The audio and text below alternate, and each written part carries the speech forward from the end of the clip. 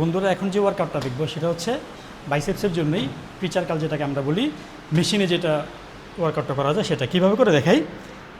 আপনার হাইট যদি 5 ফুট 3, 4 বা 5 হয় তাহলে সিট যেটা আছে একবার উপরে রাখবেন, আর হাইট যদি তার চেয়ে বেশি হয় তাহলে সিট আরও নিচে করে রাখতে পারবেন।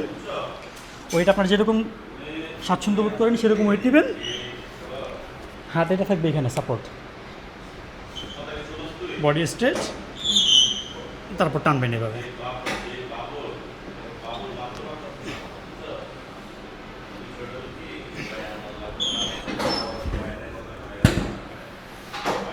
আরেকবার দেখবো ওয়ার্কআউটটা প্রিচার কাল, মেশিন প্রিচার কাল।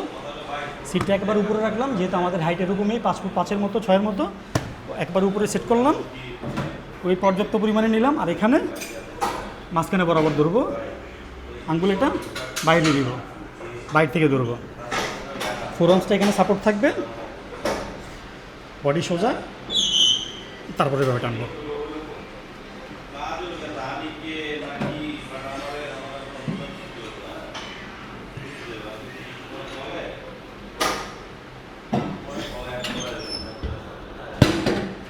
বন্ধুরা আমরা দেখলাম প্রিচার কাল মেশিনে কীভাবে বাইসেপসের জন্য প্রিচার কাল ওয়ার্কআউটটা করে। Thank you.